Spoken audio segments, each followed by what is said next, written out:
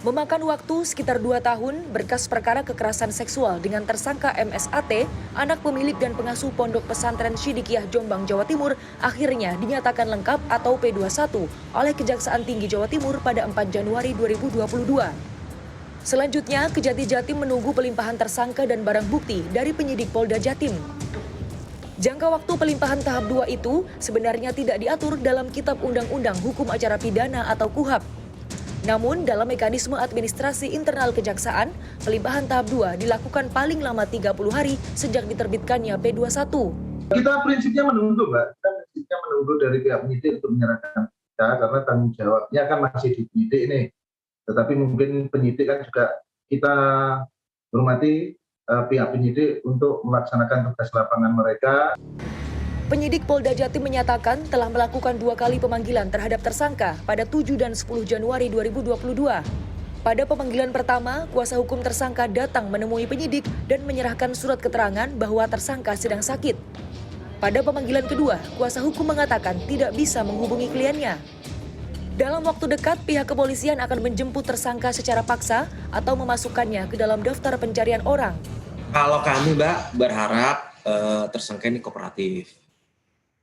Ada tahapan-tahapannya. Kalau memang panggilan 1, kedua tidak hadir, kami akan upaya paksa itu dengan cara membuat surat perintah membawa. Namun apabila tidak dapat, tidak ditemukan, tidak bisa kami lakukan upaya paksa dengan membawa tersangka, kami akan membuat DPO, daftar pencarian orang tersebut, Mbak. Dalam diskusi daring yang digelar Aliansi Kota Santri Lawan Kekerasan Seksual, dosen ilmu hukum Universitas Bina Nusantara Ahmad Sofyan menyebutkan ada aspek non-yuridis yang mempengaruhi aparat penegak hukum sehingga proses ini berjalan lama.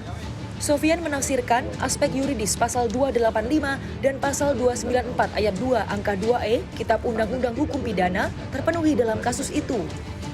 Nah, untuk membuktikan ancaman kekerasan dari mana? Ya dari apa yang disampaikan, apa yang dirasakan oleh saksi korban. Namanya perkosaan itu kan di dalam kamar, ya, di ruang privasi. Jadi bukan di tempat umum yang orang lain bisa mendengar ancaman itu. Jadi pelaku melakukan pencabulan karena ada hubungan hubungan struktural lah ya, hubungan yang bisa mempengaruhi ya. Mungkin di situ tidak ada kata-kata ancaman kekerasan, tetapi dia bisa mempengaruhi ya dengan berbagai doktrin, dengan berbagai statement. Anggota Komisi Paripurna Komnas Perempuan Siti Aminah Tardi merespons, aspek non-yuridis sangat mungkin terjadi dalam kasus kekerasan seksual karena relasi kuasa, ekonomi, dan kultur. Tidak sampai 30% dari keseluruhan kasus kekerasan seksual yang berlanjut ke persidangan. Hambatannya ada di sistem pembuktian yang membuat penyidikan kasus dihentikan. Hambatan bisa juga terjadi karena korban diintimidasi untuk mencabut laporan atau penundaan berlarut karena berbagai sebab yang menjadikan korban dan keluarganya lelah mencari keadilan. Undang-Undang Nomor 8 Tahun 81 atau KUHAP itu lebih berorientasi pada perlindungan tersangka terdakwa. Tapi tidak ada satu pasal pun atau bahkan bab gitu ya yang memberikan jaminan terhadap hak-hak korban.